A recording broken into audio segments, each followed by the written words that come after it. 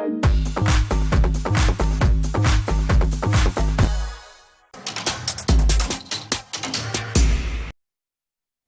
right, 175 for the Rajasthan Royals after MS Dhoni put the opposition in. Courtesy of a half century from Jos Buttler. It was the typical Buttler we've seen. We could have seen him tee off, but for what proved to be a masterstroke. Moeen Ali's introduction in the 17th keeps Rajasthan, you think, restricted to 175? Would they be happy with 175? It certainly wasn't as slow and assisting the spinners as we were made to believe by team selections as well as MS Dhoni's comments at the toss. So it's an intriguing conversation at halftime on ESPN Cricket for T20 timeout with Shaun Tait and Tom Moody, both of whom thought this should be between the 156, 165 sort of mark. So at 175, do you think Rajasthan would be pleased, Tom? Yeah, I do. I think they'll be very pleased. To me, the surface, look, it took a little bit of turn, but I think it also just held in the pitch a little bit with the slower ball for the quicker bowlers. And because Chennai don't have the experience and skilled pace attack to take advantage of that, it'd be very interesting to see what Rajasthan do on that surface, because I think that's over par. You can take off from Tom's point where we didn't see Theekshana have a big impact. Deshpande, in fact, seemed to bowl all right at the death, even though he missed his Yorker a couple of times. Is this not as easy a batting surface for if the fast bowlers get it right? I don't think so. I think, I mean, depending on the dew factor maybe as well. Could have something, Dhoni spoke at the start of the game, could certainly have something to do with it, but I think, I think there was some grip there for the pace-off stuff. So, yeah, those soft skills coming out with the Rajasthan bowlers could play a big part. Okay, Jadeja, pick of the bowlers for the second game running for CSK, 2 for 21, including, was it, shall we call it a peach? Because when a batter gets out 0 of 2, you tend to think, what a ball. Was it that good a ball to Sanju Samson?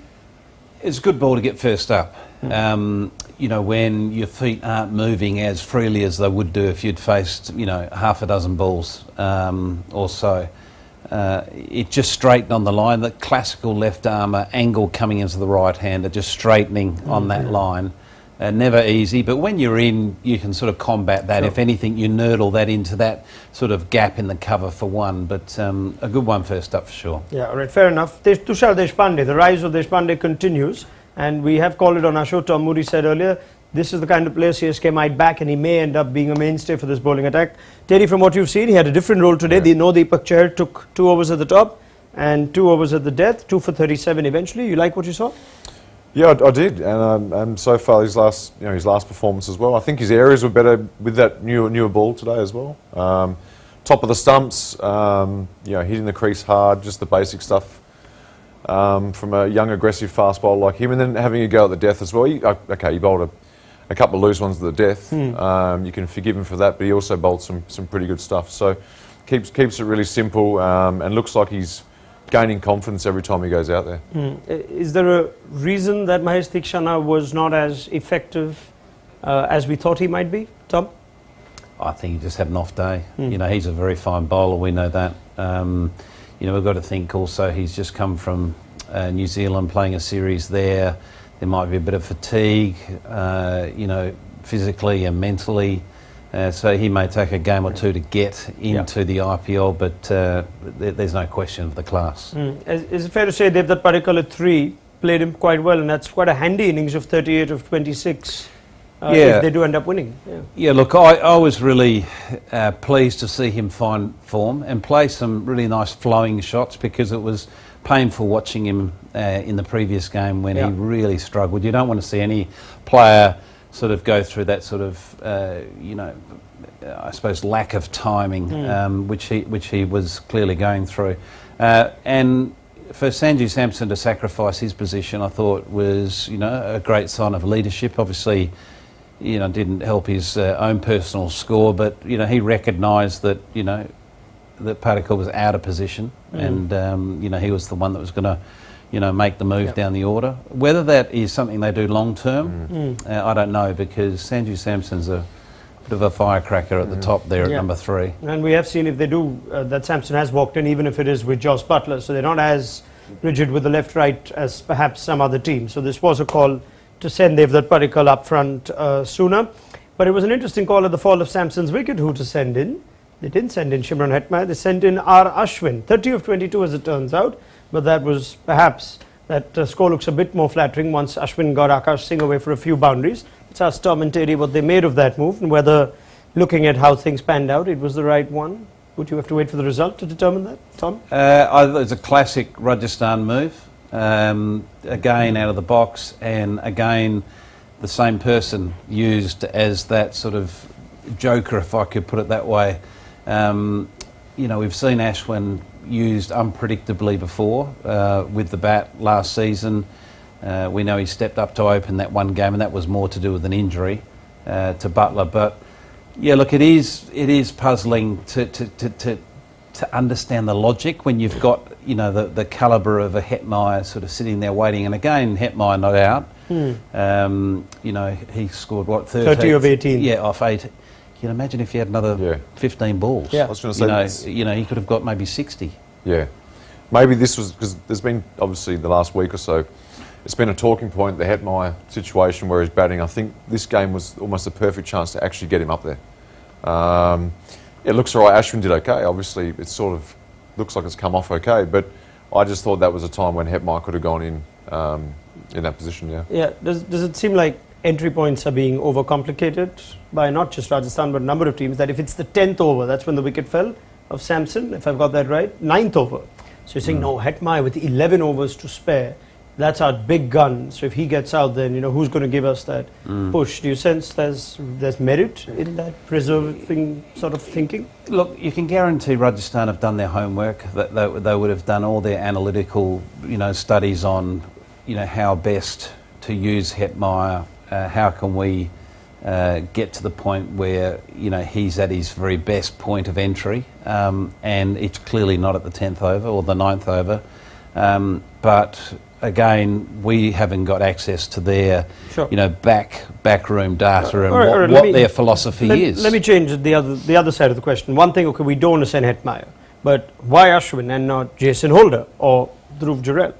Well, I think they went with Ashwin purely on the fact that he is brought up on spin and certainly has played a lot of cricket against the spin bowlers that were on offer. So they probably backed his. Knowledge around batting in that situation and being able to get Buttler on strike. Okay.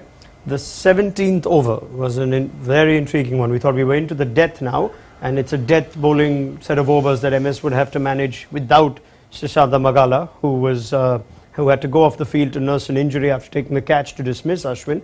And we saw Moeen Ali come on. We thought it was to bowl to Shimron Hetmeyer.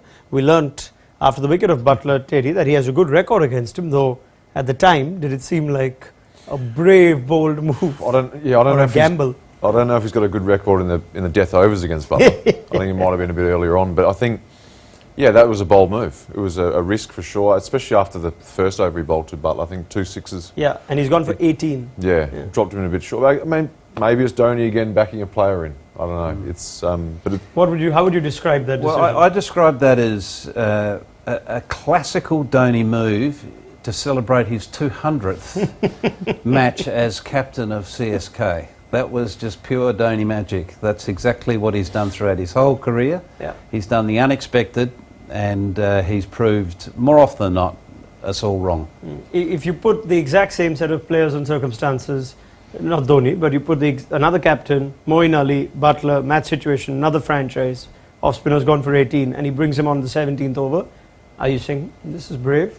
For anyone else? No, of course you're Nobody else gets away. No, there's no one in the world. But that's the genius of him, because he has an unbelievable ability to turn, something, to make it look like, that it was all meant to be. It somehow always works out in his favour. Shall we think about that ball in particular? You think if Rajasthan Chennai chase this down, that would be a huge moment where Jos Buttler was ready to go back into overdrive and could have taken them past 190-200. So what's happened on that ball? Because that one turned.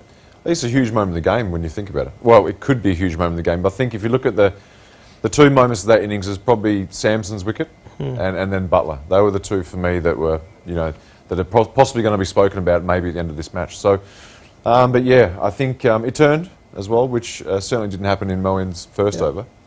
Do you sense the decision to send Ashwin at some point also affects Butler's ability to dominate in the middle overs. He seemed to then hold back, which we have seen him do many times, and go from, say, 4th or 5th gear in the power play to 2nd or 3rd gear in the middle overs and then try and tee off again. But the day it doesn't tee off, you almost think where the Butler would have gone differently had he had Hetmyer at the other end.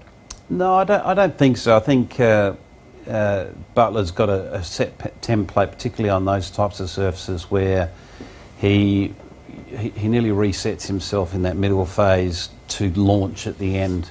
If it was an absolute flat wicket, which we believe this one's not, it's not a bad wicket by any means, but it's not an absolute flat wicket.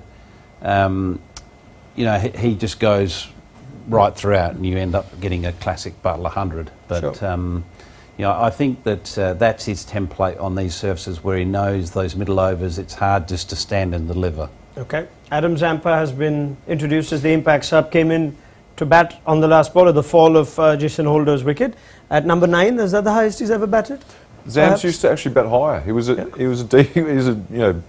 years ago. He was Under 14. Yeah, because I don't remember him for Australia ever going up. Captain open the bowling, open the bat. No, he actually was a reasonable batter. Okay, fine. But you expect him to have an impact here. We're seeing mixed bags with the spinners. Jadeja did well, Moeen. I think, yeah. And I think if it does happen to skid on, that's Zampa's bread and butter as well. He's pretty good at that stuff. So I do expect him to have an impact, yeah. CSK, I guess, will bring in Raidu at some point. It seems the logical, obvious one. 2 cents, 176. Oh, it's a tough one. But which way are you leaning, Tom, for the chase? I'm sort of leaning towards Rajasthan, to be honest with you. I just think with their bowling attack on that surface, they're going to be hard to score against. And what does the introduction of Zampa do for roles for the 3 spinners now? Do you sense Ashwin will have more to do in the power play, perhaps? You would think Ashwin definitely will bowl at least 1, if not 2, in the power play. And Zampa and Chahal are quite a interesting and inviting sort of prospect, because they're 2 very different leg spinners. One is your classical leg spinner, where Zampa is more your stump to stump, you know, you miss, I hit approach. So it is going to be intriguing to watch them operate together. Yeah, 100%. Lots of left-handers as well. No Stokes, but there is Moeen, there is Dubey, Conway at the top. Tom makes the point of, if CSK had more skillful seamers, do you sense someone like Jason Holder could be a challenge here on this surface? We haven't quite seen Holder take the headlines with Trent Bolt and the spinners. I think this is maybe this surface could be something that would suit him for sure. I think absolutely he thinks about his bowling a lot, his height, his change ups. I absolutely think this is a decent surface for him, and he could be tough to negotiate. Yeah. Tom says Rajasthan. Teddy. I'm just going to say Chennai for the fun of it, but yeah. For the fun of it. Dhoni's going to hit 6 in the last over, and they're going to, Yeah, that's it. That's the story we want. Yeah, MS. He gave us something that Tom Moody said was just a hits instead of 5 sixes like Rinku, he hit 6 sixes in the last over to win. Come on now. Yeah, he's an old man.